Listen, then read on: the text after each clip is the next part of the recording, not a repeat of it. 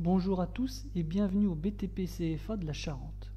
Aujourd'hui, je vais vous présenter le rapport d'activité que vous devez effectuer pour l'examen du BP monteur en installation de génie climatique et sanitaire. Donc pour cet examen, donc le BP MI-GCS, vous avez une épreuve qui s'appelle l'épreuve E3, mise en service, réglage et communication. Dans cette épreuve, vous avez une sous-épreuve que l'on nomme E31, qui est la présentation d'un rapport d'activité. Cette sous-épreuve a un coefficient de 2, coefficient 1 pour le rapport écrit et coefficient 1 pour la présentation à l'oral. Ce que nous dit le référentiel par rapport à cette épreuve. Donc, sous-épreuve orale, donc sa durée est de 30 minutes, avec un coefficient 2. La prise en compte des travaux réalisés au cours de la formation se fera au travers de la présentation orale par le candidat d'un rapport d'activité. Ce rapport d'activité individuel et personnel sera composé de documents permettant de définir techniquement les travaux réalisés par le candidat au cours de sa formation. Les outils de présentation et de rédaction feront appel au TIS. Donc quand on parle de TIS, on parle d'informatique, d'outils informatiques. Donc un traitement de texte et un logiciel de présentation. Donc ce rapport d'activité doit comporter environ 20 à 30 pages hors annexe.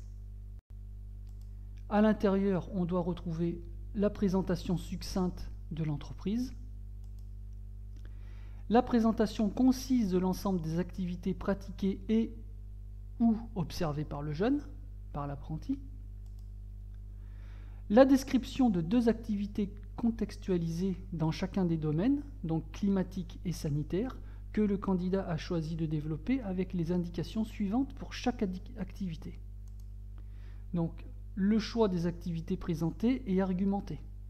Donc, si vous voulez parler de l'installation d'une pompe à chaleur, il faut argumenter votre choix. La présence des documents est justifiée et leur intérêt pour le dossier est précisé. Donc, si vous avez des documents à mettre à l'intérieur, c'est-à-dire des plans, des notices. La prise en compte de l'analyse et de la prévention des risques professionnels est réelle. Donc, dans le développement de votre activité, il faudra aussi prendre en compte tout ce qui est relatif à la sécurité. La prise en compte des enjeux énergétiques et environnementaux liés au développement durable est aussi indiquée. Donc, l'installation d'une chaudière à condensation, l'installation d'une pompe à chaleur, qu'est-ce que ça va apporter à l'installation? La plus-value apportée en termes de compétences techniques lors de la réalisation de l'activité est présentée. Donc, l'activité que vous voulez nous présenter, qu'est-ce qu'elle va vous apporter en plus? Le degré d'autonomie est justifié. Donc, sur ce chantier, qu'est-ce que vous avez à réaliser seul? Qu'est-ce que vous avez appris? 2 exemplaires de ce rapport seront mis à la disposition du jury 2 semaines avant la date prévue pour sa présentation orale. Un entretien de 30 minutes avec le jury. Donc, quand on parle de 2 exemplaires, il faut donc remettre 2 exemplaires au BTP CFA et bien sûr, il vous en faut au moins un pour vous. Donc, en tout, 1 plus 2, ça fait 3. Donc, il faudra 3 exemplaires. Consigne générale. Donc, ce rapport d'activité est à remettre au CFA en 2 exemplaires reliés au plus tard 2 semaines avant l'oral. Il faudra saisir ce rapport entièrement sur Microsoft Word ou sur OpenOffice. L'avantage d'OpenOffice, c'est qu'on le trouve gratuitement sur Internet. Tapez votre dossier en un seul fichier, tout à la suite, en utilisant des sauts de page. Pensez à sauvegarder votre travail sur votre session au CFA et sur une clé USB. ou aussi vous pouvez le sauvegarder dans votre boîte mail pour plus de précautions. Pensez également à collecter des informations au fur et à mesure des 2 ans, donc collectez des notes, des plans, des docs techniques, prenez des photos. Voilà, c'est ce que je vous dis. Pensez à récupérer, prendre des photos, les enregistrer, les scanner au fur et à mesure. Donc, un petit rappel. Donc, votre dossier doit faire de 25 à 30 pages dactylographiées. Pour le taper, utilisez une taille de caractère de 12 à 14 maximum. Les interlignes 1,15 à 1,5 maximum. Respectez la structure demandée. Mettre des titres et des sous-titres à chaque partie, les numéroter de manière cohérente. Il faudra aussi respecter la mise en forme tout au long du dossier, donc la même mise en forme. Numéroter toutes les pages, même les annexes, sauf la couverture. Pensez à rédiger des phrases courtes, simples et disposées en paragraphes. Il faut aussi n'écrire seulement ce que vous êtes capable d'expliquer, parce qu'à l'oral, si vous expliquez quelque chose que vous ne comprenez pas, ça va être compliqué. Donc, illustrez par des documents, donc schémas, dessins, des plans, photos, docs techniques que vous devez commenter. Par contre, évitez de faire un album photo. Faire référence aux annexes également et faire vérifier l'orthographe par plusieurs personnes.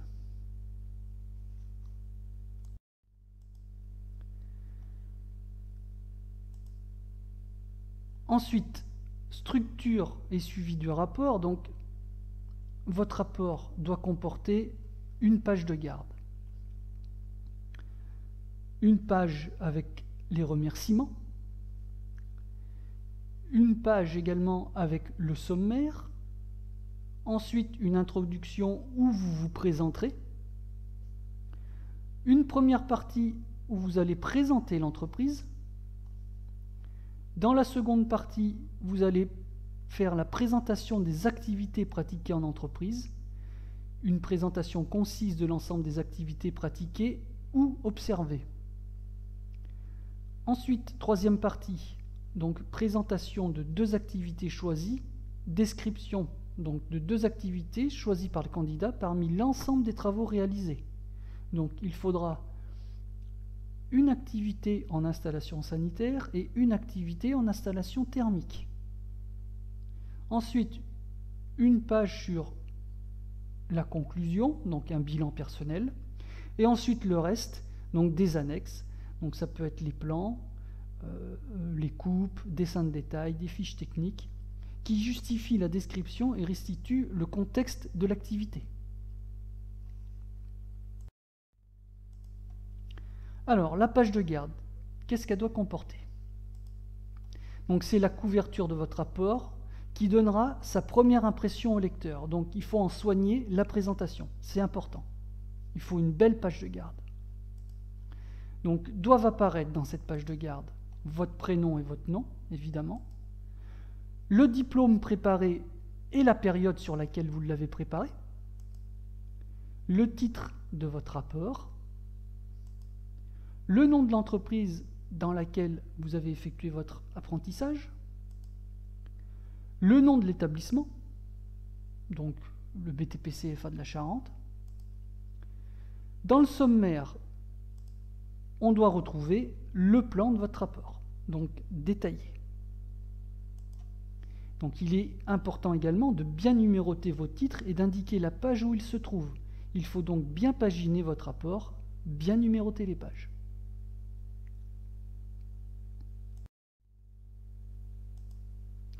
Ensuite, dans l'introduction, la présentation personnelle. Donc, vous devez nous dire qui vous êtes. Évitez de commencer par « je m'appelle ». C'est pas toujours très bien apprécié. Qu'avez-vous fait avant? Votre BP MIGCS. Pourquoi avoir choisi ce métier? Pourquoi vous avez choisi de faire un BP? Pourquoi également avez-vous choisi de le faire en alternance? Et quel est votre objectif et que voulez-vous faire ensuite, après votre BP? Donc ça, c'est votre présentation personnelle. Première partie. Ensuite, on va vers la présentation de votre entreprise d'accueil. Donc, il faudra effectuer un historique de l'entreprise. Date de création, par qui, comment elle a été développée, etc. Ensuite, il faudra nous parler de sa situation géographique et son rayon d'action. Donc, situation géographique, c'est son adresse, où elle se trouve, et son rayon d'action, c'est jusqu'à combien de kilomètres vous allez travailler. Par exemple, si la situation géographique de l'entreprise est à Angoulême, est-ce que vous allez travailler jusqu'à Cognac ou plus loin? Est-ce que vous allez travailler jusqu'à Poitiers? Est-ce que vous allez travailler jusqu'à Limoges ou Bordeaux, etc. Voilà, le rayon d'action. Ensuite, il faudra un organigramme de l'entreprise. Présenter aussi ses activités, donc le chauffage, le sanitaire, la ventilation et tout ce que cette entreprise fait, effectue. Le type d'intervention, donc est-ce qu'elle est plutôt spécialisée dans le dépannage, dans le chantier neuf, dans la rénovation, dans l'entretien? Le secteur d'activité, donc est-ce qu'elle travaille plutôt pour une clientèle de particuliers, pour des collectivités, pour des administrations? Et la concurrence aussi, est-ce que où l'entreprise est implantée, est-ce qu'il y a beaucoup de concurrence à côté? Et ensuite, les perspectives et les projets d'avenir de l'entreprise.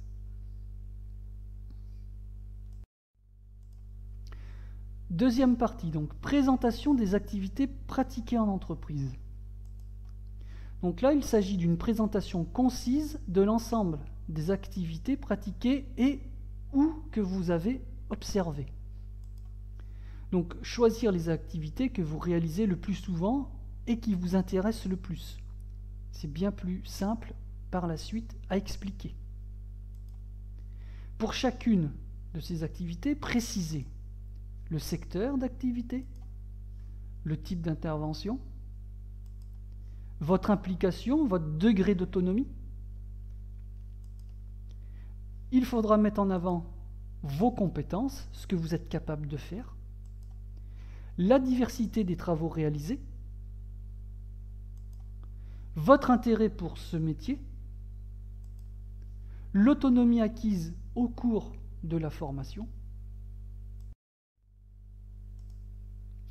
Donc pour vous aider à la rédaction, vous pouvez utiliser ce type de tableau, celui qui va apparaître. Le voici. Ce tableau, on l'appelle le tableau des 5 M. 5 M comme milieu, qui donne le lieu de travail, l'environnement, les contraintes. Méthode de travail, les techniques utilisées. Matériaux utilisés, donc les matières premières. Matériel utilisé, donc l'outillage, différents types d'engins, et la main-d'œuvre présente sur le chantier, apprenti, maître d'apprentissage, ouvrier, chef des travaux. D'accord ? Donc pour chaque activité, vous remplissez ce tableau, et grâce à ce tableau, vous allez avoir une aide à la rédaction de vos activités. Ça sera beaucoup plus simple ensuite. Au niveau du niveau d'implication de l'apprenti, donc on va avoir un premier niveau qui est simplement l'observation. Donc là, c'est l'assistance sans assumer personnellement la responsabilité des activités menées en équipe.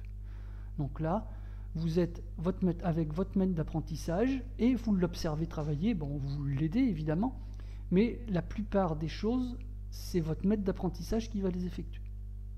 Ensuite, le deuxième niveau, c'est la participation. Donc sous contrôle ponctuel en étant partiellement responsable de l'exécution de la tâche.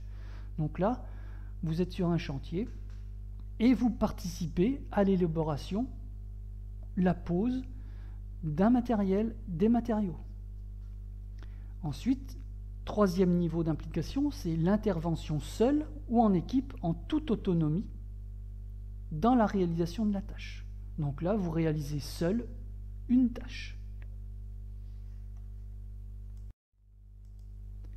Ensuite, description des 2 activités choisies. Donc là, c'est le plus gros du dossier, le plus important, celui qui va intéresser le jury, vraiment. Donc ça, il ne faut pas le négliger du tout. Donc là, ça va être la description de 2 activités choisies par le candidat parmi l'ensemble des travaux qu'il réalise en entreprise. Donc il faut une activité en installation sanitaire et une activité en installation thermique. Donc présentation de l'activité et justification du choix. Donc nature de l'intervention, organisation du chantier, donc le client, le contexte, le lieu, l'implication, l'autonomie. Ensuite, il faudra décrire les matériaux et matériels installés, la marque, le type, le nombre, etc. Ensuite, pourquoi avoir choisi de développer cette activité? Pourquoi vous avez choisi de nous parler de ce chantier? Ensuite, les étapes de cette réalisation. Donc, pour nous parler de cette activité, il faudra partir de l'approvisionnement jusqu'à la finition du montage, la mise en service, la livraison et la réception du chantier. Donc de A à Z. Donc doivent apparaître toutes les informations permettant la réalisation des travaux attendus. Donc un planning. Donc faire un planning du chantier avec avancement ou retard, planification des activités, justification des délais, coordination avec les autres corps de métier s'il y a lieu. Ensuite, l'analyse des 5 M qu'on a vu dans le tableau. L'organisation du chantier, la durée de chaque étape, le degré d'implication, l'outillage utilisé, les méthodes employées, le degré d'implication, les compétences mises en œuvre.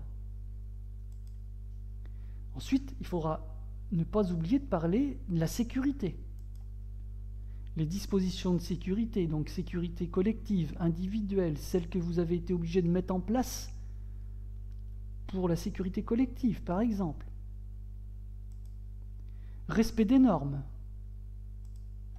Analyse des problèmes rencontrés et les solutions que vous avez pu apporter.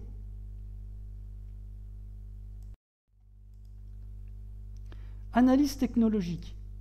Donc il faudra mener une analyse technologique se rapportant au chantier choisi. Donc principe de fonctionnement de l'installation, agrémenté avec un schéma de principe ou un schéma hydraulique, dimensionnement et conception, justification et analyse des techniques retenues, les avantages, les inconvénients, pourquoi ceci, pourquoi cela. Toujours justifié. Choix et quantification des matériaux nécessaires à la réalisation. Les sciences appliquées, si vous avez à expliquer un phénomène scientifique. Préciser donc le respect des normes, la sécurité et la prise en compte des enjeux énergétiques et environnementaux liés au développement durable. Précisez-le. Recommandations. Donc, faire valider le choix de vos activités par votre employeur et votre formateur. Soyez généreux dans les illustrations, photos, plans, docs techniques, les schémas. Par contre, évitez de faire un album photo. Utilisez uniquement des documents pertinents par rapport au thème auquel vous faites référence. Être précis dans la description du matériel, puissance, poids, diamètre, débit, etc. Analysez les solutions techniques, les avantages et les inconvénients. Pourquoi une pompe à chaleur et pourquoi pas une chaudière à condensation? Ne pas développer des calculs que vous ne savez pas expliquer et maîtriser tout ce dont vous parlez. C'est très important. Sinon, au moment où vous allez passer l'oral, vous allez avoir des surprises. Pas dans le bon sens. Pour chacune des deux activités, vérifiez le choix des activités présentées et argumentées. Vérifiez bien. Les informations consignées permettent la réalisation des travaux attendus. Les documents présentés sont pertinents. La planification des activités est cohérente et tient compte des réalités du chantier. La prise en compte des risques professionnels est réelle et bien notifiée. Les normes sont respectées. La plus-value apportée en termes de compétences techniques lors de la réalisation est présentée. Donc cette activité, qu'est-ce qu'elle vous a apporté personnellement? Ensuite, pour la conclusion et le bilan personnel. Voici des exemples de questions qu'il vous faut vous poser pour élaborer votre conclusion. Donc, qu'avez-vous tiré de votre apprentissage en brevet professionnel, en entreprise et au CFA? Qu'avez-vous acquis? Méthode de travail, rigueur, organisation, compétences, connaissances. Avez-vous atteint les objectifs que vous vous étiez fixés? Qu'allez-vous faire ensuite? Après votre BP, est-ce que vous voulez rentrer dans la vie active? Est-ce que vous voulez continuer vos études vers autre chose? Pour les annexes, donc dans les annexes, vous pouvez mettre les plans, coupes, dessins de détail, fiches techniques qui justifient la description et restituent le contexte de vos activités. Toutes les annexes doivent être numérotées et citées en référence dans le rapport. C'est très important pour pouvoir retrouver tout ça par la suite. Pour la présentation orale. Alors, votre rapport est maintenant rédigé. La soutenance orale compte autant que le rapport écrit. On l'a vu au départ, coefficient 1 pour le rapport écrit, coefficient 1 pour le rapport oral. Il ne faut donc pas prendre à légère ce travail. Il va falloir vous entraîner. L'utilisation de supports, apportez au moins votre rapport. Il vous faut au minimum votre rapport. Vous pouvez aussi présenter d'autres supports comme une affiche avec des photos, un plan des bâtiments, un organigramme du personnel, des brochures ou prospectus publicitaires. Vous pouvez aussi réaliser un diaporama que vous présenterez et commenterez lors de votre exposé. Ça, je pense que c'est quelque chose qui est très important, qu'il ne faut pas négliger. Une fois que votre rapport d'activité est effectué à l'écrit, c'est très simple de réaliser un diaporama. Et c'est quelque chose qui va vous aider énormément lors de votre présentation orale. Donc ça, je pense que c'est indispensable de le faire.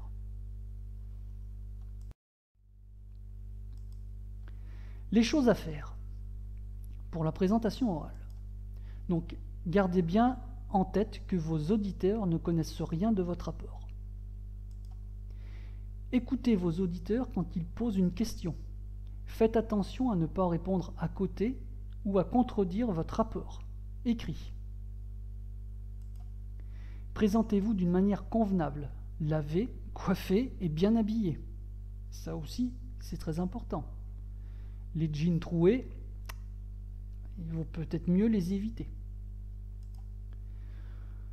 Votre voix doit être posée, parlez lentement et clairement. Tenez-vous droit, n'ayez pas l'air d'une moule, vous êtes beau, jeune, dynamique, alors souriez. Donnez de la vie à votre soutenance. Des présentations sur rétroprojecteur ou des présentations PowerPoint rapportent des points. Et comme je vous ai dit il y a 30 secondes, c'est quelque chose qui va vous aider énormément dans la présentation orale de votre rapport. C'est plus facile de suivre une présentation PowerPoint que de lire son rapport d'activité écrit. Faites attention aussi à la gestion du temps. Entraînez-vous plusieurs fois. À la fin de votre soutenance, les remerciements des auditeurs pour votre attention est souvent un petit plus. Ils partent comme ça sur une bonne opinion de vous. Ce qu'il ne faut surtout pas faire, contredire son rapport écrit. Votre auditoire ne laissera pas passer votre erreur. Attention à ce que vous dites par rapport à votre rapport écrit. Ne lisez pas votre rapport, regardez votre auditoire. Ça, c'est important. Si vous avez tendance à trop lire votre rapport écrit, on va penser que vous ne le connaissez pas, votre rapport. Évitez de bafouiller, même si c'est compliqué.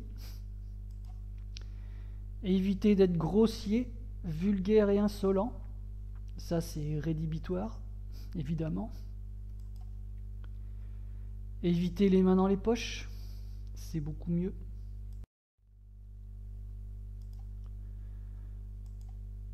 Enfin, un échéancier, donc pour la première année. Donc, en septembre, votre enseignant vous remettra un livret et la détermination des attentes par rapport à votre rapport écrit. En octobre-novembre, il faut rédiger votre introduction, votre présentation personnelle et la première partie, c'est-à-dire la présentation de l'entreprise. En décembre, on essaiera de faire un premier entretien de régulation avec les formateurs pour voir si votre rapport d'activité est déjà sur les bons rails. Ensuite, janvier, février, mars, avril et mai de votre première année, donc il va falloir constituer une banque d'activités réalisées en entreprise et commencer la deuxième partie, donc la rédaction des activités pratiquées en entreprise. Ensuite, juin-juillet de la première année, donc deuxième entretien de régulation pour voir où vous en êtes, si vous avancez correctement et si ce que vous avez choisi dans un premier temps peut correspondre. Il faudra aussi choisir les activités à détailler. Ensuite, en deuxième année, donc septembre, octobre, novembre, donc là on va être dans la rédaction. Donc rédaction de la deuxième partie pour l'ensemble des activités et la troisième partie, les activités détaillées. Donc les deux activités, l'activité sanitaire et l'activité thermique. Décembre, troisième entretien de régulation avec les formateurs pour toujours vérifier que vous êtes sur la bonne voie. Janvier-février, troisième partie des activités détaillées, donc on est en rédaction, donc il va falloir aussi travailler la mise en page, la page de garde, la conclusion, mettre en forme les annexes, les remerciements et le sommaire. En mars, préparation de l'oral, donc création d'un PowerPoint, et on s'entraîne. Et ensuite, avril-mai, ben là c'est, si on a le temps, un oral blanc. Ensuite, remise des 2 dossiers pour le jury. Donc je vous rappelle, il en faut 3 parce qu'il vous en faut un quand même pour vous. Et ensuite, en juin, eh ben, c'est l'examen oral. Voilà, donc l'examen final. Donc, comme je vous ai dit au départ, c'est une épreuve de coefficient 2, donc ce n'est pas à négliger. Parce que généralement, quand un apprenti effectue un rapport d'activité de qualité, il a généralement derrière une très bonne note, et qui dit très bonne note, dit des points facilement gagnés pour ensuite l'obtention du brevet professionnel. Donc c'est quelque chose qu'il faut prendre avec sérieux. Et je n'en doute pas que vous le prendrez avec sérieux. Voilà, donc cette petite présentation du rapport d'activité en BP MIGCS est terminée. Je vous dis bon courage et à bientôt.